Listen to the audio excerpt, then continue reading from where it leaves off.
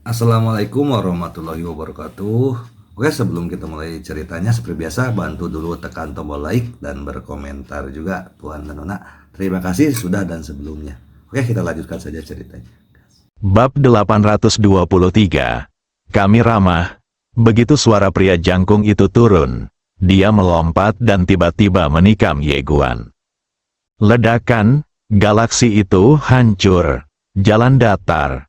Mata Ye Guan sedikit menyipit, dan semangat juang muncul. Pedang King Xuan di tangannya langsung digantikan oleh Yi Jian. Tubuhnya bergetar dan berubah menjadi cahaya pedang yang naik ke langit. Bersikaplah tangguh. Dia awalnya ingin menantang Su Yuan dalam duel untuk mengasah tubuh fisiknya, tapi dia tidak menyangka orang seperti itu akan tiba-tiba muncul. Meski aku sedikit penasaran dengan identitas pihak lain, aku tetap ingin melawannya terlebih dahulu. Ledakan, begitu kedua orang itu bersentuhan, cahaya pedang dan cahaya tajam tiba-tiba meletus. Dan kekuatan yang kuat mengguncang tanah dan kedua orang itu mundur dengan keras pada saat yang bersamaan. Setelah Ye Guan berhenti, wajahnya penuh kegembiraan, karena dia menemukan bahwa kekuatannya saat ini telah meningkat pesat dibandingkan sebelumnya. Di kejauhan, pria jangkung itu mengerutkan kening. Dia menatap Ye Guan, "Wilayahmu." "Omong kosong apa?" Ye Guan langsung bangkit dengan pedangnya, dan saat berikutnya, cahaya pedang tiba-tiba menebas dari atas kepala pria jangkung itu. Cahaya dingin melintas di mata pria jangkung itu, dan dengan memutar pergelangan tangannya, cang di tangannya tiba-tiba berubah menjadi pelangi yang membubung ke langit. Bersikaplah tangguh lagi. Ledakan. Begitu Ge Jian melakukan kontak, kekuatan yang menghancurkan dunia dan menghancurkan dunia langsung meledak, dan dalam sekejap mata, pedang yang tak terhitung jumlahnya tiba-tiba ditembakkan dari ruang dan waktu di sekitar pria jangkung itu. Tunda pedang, pria jangkung itu mengerutkan kening dan tiba-tiba menekan tangan kirinya. Ledakan, sebuah patung di dekatnya tiba-tiba muncul di belakangnya, dan pedang di sekitarnya langsung terlempar oleh kemunculan patung itu secara tiba-tiba. Patung itu perlahan mengangkat kepalanya lalu meninju keluar. Pukulan ini langsung menembus alam semesta galaksi. Ledakan, lampu pedang yang tak terhitung jumlahnya hancur, dan Ye Guan langsung terlempar puluhan ribu kaki jauhnya. Ketika dia berhenti, dengan dia sebagai pusatnya, jutaan kaki ruang dan waktu langsung menjadi abu. Saat itu gelap gulita, Ye Guan perlahan mengangkat kepalanya dan menatap pria jangkung di kejauhan, merasa sedikit terkejut. Kekuatan orang ini luar biasa. Namun tak lama kemudian, keterkejutan di matanya berubah menjadi kegembiraan. Semakin kuat lawannya, dia akan semakin bersemangat. Ye Guan mengetukkan kakinya dengan ringan, dan cahaya pedang muncul dari bawah kakinya. Di belakang pria jangkung itu, patung itu tiba-tiba mengatupkan kedua tangannya. Ledakan, cincin cahaya misterius meledak dari tubuh patung dan menyebar jutaan mil jauhnya dalam sekejap. Kemanapun cincin cahaya misterius itu lewat, bintang-bintang langsung terpotong-potong. Ye Guan sendiri langsung terlempar puluhan ribu kaki jauhnya begitu dia berhenti. Tubuhnya terbelah dan darah perlahan mengalir dari sudut mulutnya. Ye Guan perlahan mengangkat kepalanya dan menatap pria jangkung di kejauhan. Pria jangkung itu saat ini diselimuti cahaya keemasan, dan dia sangat agung. Seluruh galaksi dan alam semesta tampak agak kecil di depannya.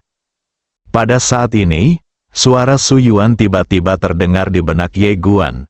"Tuan muda Ye, orang ini harus menjadi penjaga batas alam semesta. Anda harus berhati-hati."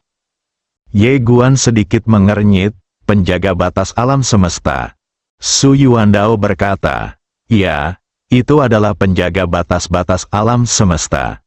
Setiap alam semesta memiliki batas-batasnya, ada batas-batas yang ada secara alami, dan ada juga yang dibuat secara artifisial lusa. batas-batas alam semesta di depan kita kemungkinan besar adalah lusa. Itu dibuat secara artifisial, jadi menurutku pasti ada peradaban kosmik yang kuat di sisi lain perbatasan. Ye Guan mengangguk sedikit. Dia mendongak dan melihat penjaga batas alam semesta di kejauhan. Yang terakhir tiba-tiba mengambil langkah ke depan. Patung di belakangnya tiba-tiba membungkuk dan menekannya udara. Dengan pukulan ini, tekanan mengerikan mengalir ke arah Ye Guan seperti ribuan gunung. Di kejauhan, mata Ye Guan perlahan tertutup. Pada saat ini, kekuatan dua pembuluh darah di tubuhnya langsung mendidih, dan pedang niat di tangannya juga berubah menjadi merah darah dalam sekejap. Kekuatan darah, Ye Guan tiba-tiba berubah menjadi cahaya pedang dan naik ke langit, dan pedang itu langsung mengenai pukulannya. Dan hampir pada saat yang sama, ruang dan waktu di sekitar patung itu tiba-tiba retak, dan pedang yang tak terhitung jumlahnya terbang keluar, langsung menenggelamkan patung itu. Gemuruh, untuk sementara waktu, di bidang bintang ini, cahaya emas dan cahaya pedang yang tak terhitung jumlahnya terus meledak, dan kekuatan penghancur dunia menyebar ke sekeliling. Seluruh alam semesta bintang hancur berulang kali. Setelah mengaktifkan dua garis keturunan, kekuatan tempur Ye Guan meningkat secara instan, dan situasi pertempuran terbalik dalam sekejap. Kekuatan patung tidak bisa lagi menekannya, muncul retakan. Ledakan, tiba-tiba, dengan ledakan yang memekakkan telinga, patung itu hancur berkeping-keping, dan pria jangkung itu langsung terlempar oleh pedang Ye Guan. Dan saat Ye Guan hendak memanfaatkan kemenangan dan mengejar serangan, Su Yuan tiba-tiba berkata, "Hati-hati."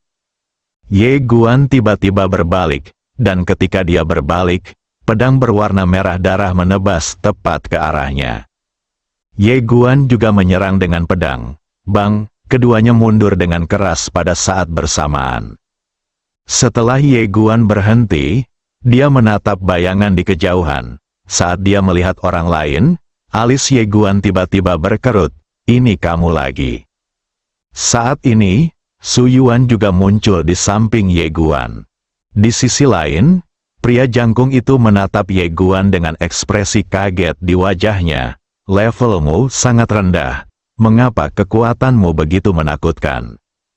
Ye Guan berbalik dan menatap pria jangkung itu. "Kamu sangat tinggi. Mengapa kamu begitu lemah?" Su Yuan mendengar perkataan Ye Guan. Pria jangkung itu tiba-tiba menjadi geram.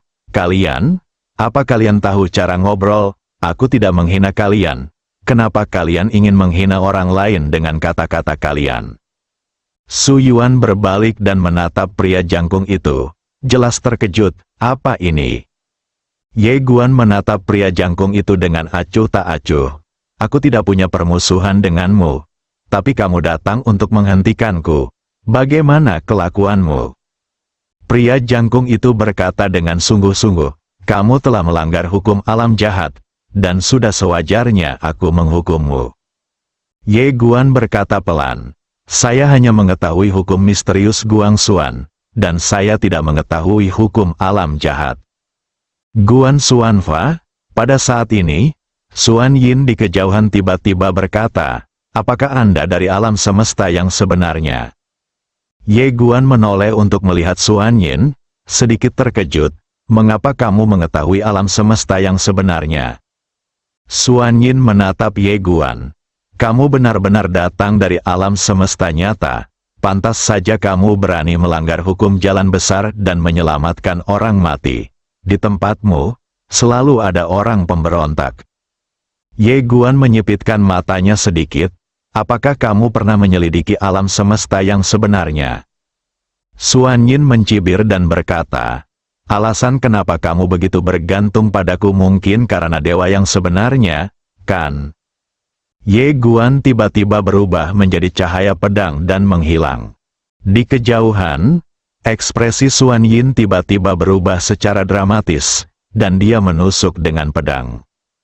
Bang! Begitu keduanya bersentuhan, Pedang panjang berwarna merah darah di tangan Xuan Yin langsung hancur, dan kekuatan yang kuat langsung menjatuhkannya puluhan ribu kaki jauhnya. Wajah Xuan Yin dipenuhi dengan keterkejutan. Ye Guan melirik Xuan Yin dan berkata, "Aku memintamu untuk menjawab, bukan bertanya. Apakah kamu mengerti?" Xuan Yin melirik pedang King Xuan di tangan Ye Guan, dan wajahnya sangat jelek.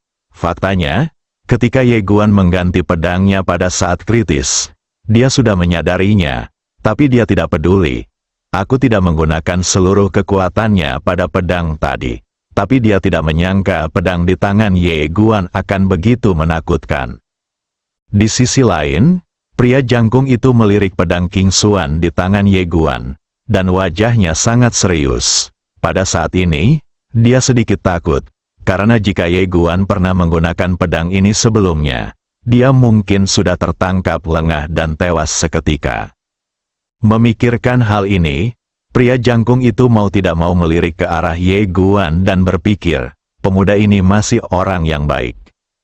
Pria jangkung itu memandang Ye Guan, lalu ke Xuan Yin di sampingnya, lalu berkata, "Kalian berdua, masih ada beberapa hal yang harus aku selesaikan, jadi aku pergi dulu." Setelah mengatakan itu, dia berbalik dan lari. Dia tentu saja tidak bodoh. Saat ini, dia semakin merasa bahwa pemuda ini tidaklah sederhana. Jika itu hanya peran kecil, dia tidak akan keberatan mengkhianati organisasi misterius untuk mendapatkan bantuan. Tapi sekarang tampaknya anak ini bukanlah peran kecil. Jika Anda memukul yang lebih muda dan memukul yang lebih tua, itu akan sangat menyakitkan. Jadi, dia dengan tegas memilih untuk pergi. Saat pria jangkung itu pergi, wajah Xuan Yin tiba-tiba menjadi sangat jelek, karena kali ini dia datang sendiri lebih dulu, dan tidak mungkin dia bisa bertarung 1 lawan 2. Ye Guan tiba-tiba berkata, "Pukul dia sampai mati." Dengan mengatakan itu, dia langsung menggunakan pedangnya dan menghilang di tempat, dan Su Yuan bergegas mengejarnya. Tak hanya itu, 7 mayat berdarah lainnya juga ikut keluar. Melihat Ye Guan hendak bertarung dalam kelompok, ekspresi Xuan Yin tiba-tiba berubah dan dia berbalik dan lari. Ye Guan dan Su Yuan mengejar Xuan Yin dan menebang puluhan bintang alam semesta, namun pada akhirnya mereka tetap gagal mengejar ketinggalan. Jika orang kuat di level ini tidak suka berkelahi dan ingin melarikan diri, baik dia maupun Su Yuan tidak akan bisa berbuat apa-apa. Apalagi jika pengejaran terus berlanjut, bala bantuan mungkin akan datang. Ye Guan harus menyerah. Di langit berbintang, Ye Guan menatap dingin ke ujung langit berbintang, lalu berkata dengan lembut, organisasi misterius itu seharusnya menyelidiki alam semesta yang sebenarnya. Omong-omong, ada sedikit kekhawatiran di matanya. Apakah orang-orang ini berencana untuk mengambil alih alam semesta yang sebenarnya? Setelah membaca ini, wajah Ye Guan menjadi gelap. Dia berbalik untuk melihat ujung langit berbintang di kejauhan dan menarik napas dalam-dalam. Perlu meningkatkan kekuatan Anda harus membuka alam Tao. Harus, karena dia pernah berjanji pada Suster Zen bahwa ketika dia kembali untuk menyelamatkannya, dia hanya bisa mengandalkan dirinya sendiri. Ini juga merupakan janjinya kepada adik kandungnya. Ye Guan menarik kembali pikirannya, dan kemudian langsung meminta Su Yuan dan yang lainnya untuk kembali ke menara kecil. Kemudian, dia bangkit dengan pedangnya dan menghilang dari tempat itu. Segera, dia muncul di batas alam semesta tadi, karena setelah melakukan perjalanan ke sini, pria jangkung itu muncul lagi. Pria jangkung itu berkata dengan sungguh-sungguh, ini adalah batas alam semesta Hong Yuan, dan orang luar dilarang masuk. Ye Guan tidak mengatakan apa-apa, hanya mengeluarkan pedang King Xuan, lalu memanggil Su Yuan dan yang lainnya. Semua orang hanya menatap pria jangkung itu. Setelah hening beberapa saat, pria jangkung itu berkata, peradaban alam semesta Hong Yuan kita ramah. Semuanya, tolong. Setelah mengatakan itu, dia dengan cepat membuka batas alam semesta. Babak 824. Ahli Penadao, Ye Guan tidak berbicara omong kosong. Dia hanya berdiri dengan pedangnya dan menghilang di kejauhan. Melihat ini, Su Yuan dan yang lainnya segera mengikuti. Di tempat yang sama, pria jangkung melihat Ye Guan dan yang lainnya menghilang di kejauhan, dan berkata dengan lembut, monster yang luar biasa. Meskipun ditetapkan bahwa orang luar tidak diperbolehkan memasuki batas alam semesta ini, dia secara alami tidak akan mematuhi aturan ini. Bagaimanapun juga, dia benar-benar tidak dapat dikalahkan.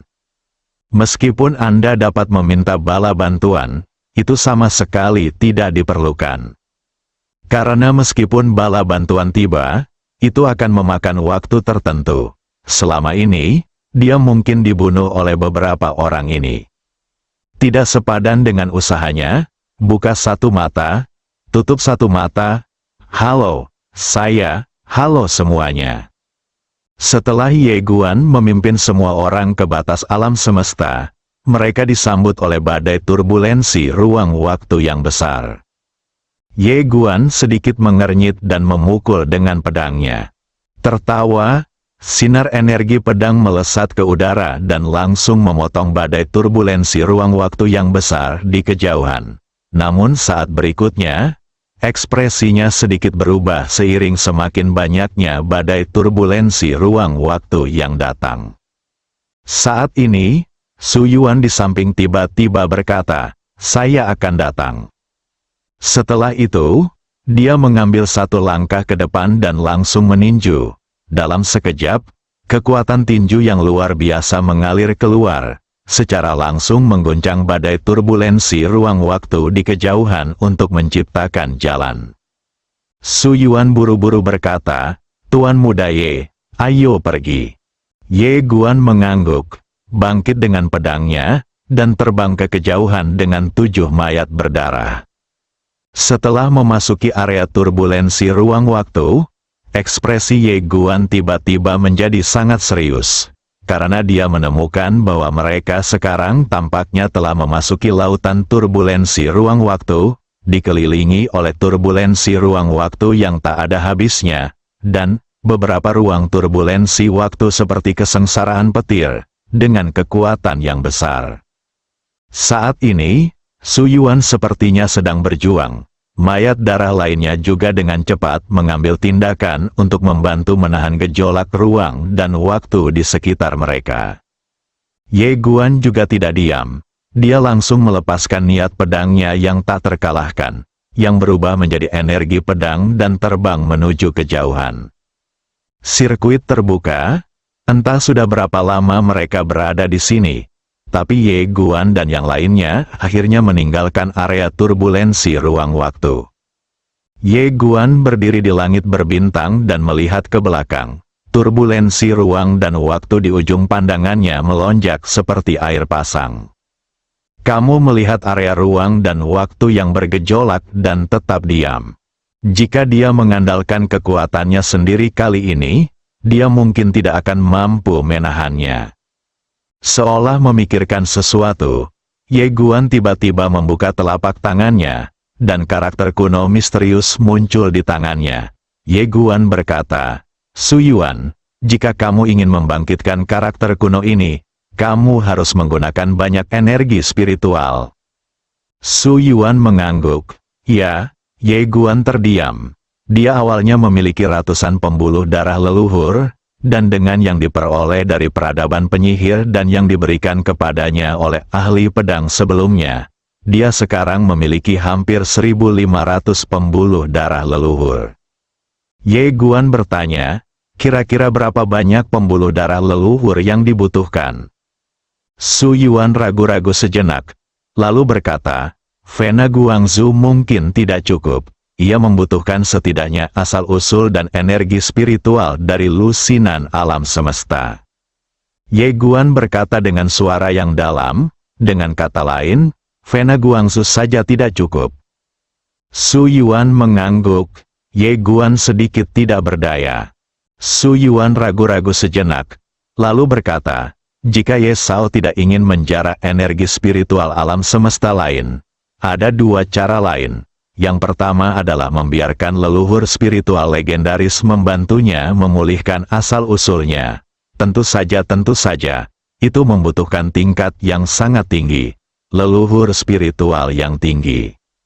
Ye Guan menggelengkan kepalanya dan tersenyum. Sejujurnya, saya memiliki leluhur spiritual di rumah, tetapi saya tidak dapat menghubunginya sekarang. Su Yuan sedikit terkejut. Apakah kamu memiliki leluhur spiritual di keluargamu? Seseorang dengan level yang sangat tinggi. Ye Guan mengangguk, dia seharusnya berada di level teratas. Su Yuan berkata dengan suara yang dalam, apakah matanya berwarna emas? Ye Guan Dao, warnanya ungu tua.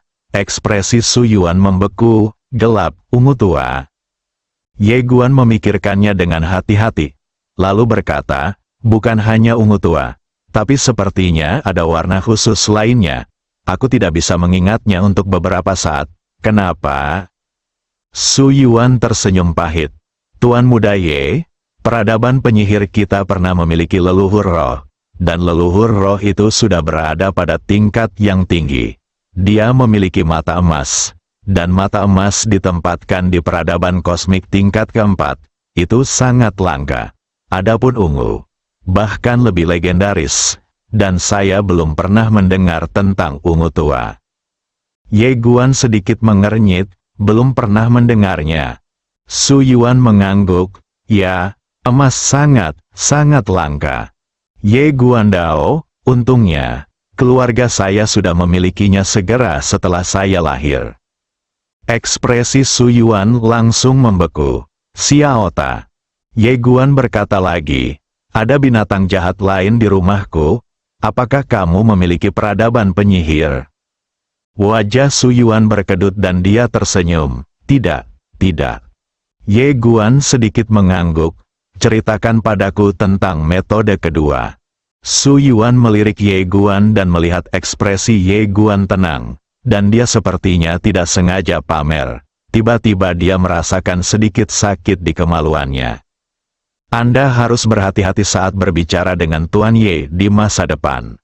Su Yuan menenangkan diri sejenak, lalu berkata, metode kedua adalah kita pergi ke reruntuhan tempat karakter kuno ini pertama kali ditemukan. Mungkin ada cara untuk menghidupkannya kembali. Berbicara tentang ini, dia melirik karakter kuno misterius dan ragu-ragu untuk berbicara.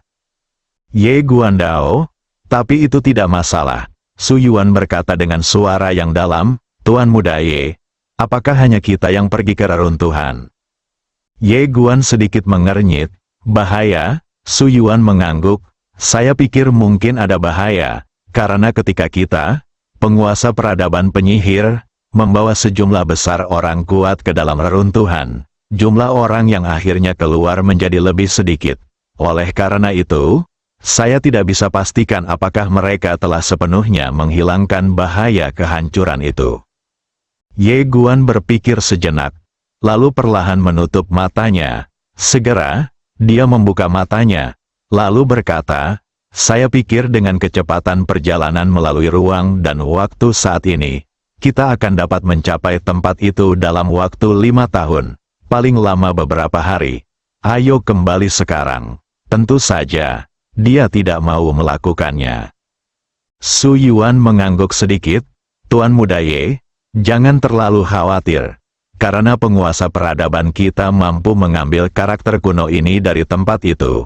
Itu membuktikan bahwa dia pasti telah mengatasi bahaya di sana.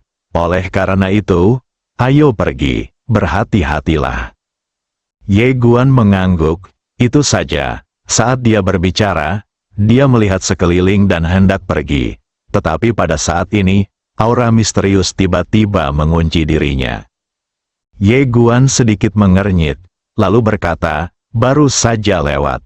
Melewati, sesaat kemudian, aura misterius itu tiba-tiba menghilang tanpa jejak. Ye Guan menoleh untuk melihat Su Yuan dan yang lainnya. Satu hal lagi, apa yang bisa saya bantu tingkatkan? Dia menemukan bahwa kekuatan tempur Su Yuan dan lainnya sangat kuat. Jika mereka bisa mencapai level yang lebih tinggi, itu akan sangat membantu dia dan Guangxuan Universe. Su Yuan berkata dengan suara yang dalam, bagi kami, cara tercepat untuk berkembang adalah dengan melahap, karena kami memiliki metode rahasia yang dapat melahap makhluk hidup dan asal mula dunia untuk meningkatkan kekuatan kami. Tapi, Berbicara tentang ini, dia melirik ke arah Ye Guan, dan kemudian berkata, karena kami mengikuti Tuan Ye, kami secara alami harus mengikuti aturan Tuan Ye. Kami akan melakukan apapun yang Anda katakan, Tuan Ye. Ye Guan mengangguk sedikit, jika pohon abadi tumbuh dari karakter kuno ini, apakah buah dari pohon abadi akan bermanfaat bagimu? Su Yuan berkata dengan suara yang dalam, ini sangat membantu. Ye Guan sedikit penasaran, besar, Su Yuan mengangguk, ya, dalam peradaban penyihir kita pada saat itu, buah dao abadi ini bukanlah sesuatu yang dapat diambil oleh orang biasa, karena terlalu berharga, dan hanya monster dan jenius papan atas yang dapat menikmatinya. Karena mengandung kekuatan ilahi abadi yang legendaris. Ye Guan sedikit penasaran, kekuatan abadi, Su Yuan mengangguk sedikit, kekuatan mengerikan yang dimiliki legenda, itu tidak hanya dapat meningkatkan fisik dan garis keturunan seseorang, tetapi juga mengubah jiwa seseorang, dan dapat meningkatkan kultivasi seseorang secara signifikan. Ye Guan mengangguk sedikit. Kalau begitu kita harus menemukan cara untuk membuat karakter kuno ini menumbuhkan pohon peri lagi. Ayo pergi. Setelah mengatakan itu, dia menerima Su Yuan dan yang lainnya ke dalam menara kecil, lalu langsung berdiri dengan pedangnya dan menghilang di tempatnya. Di suatu tempat di puncak gunung bersalju, es dan salju menderu di sini, mengamuk melintasi langit dan bumi, dan Anda tidak dapat melihat apapun dengan mata terbuka.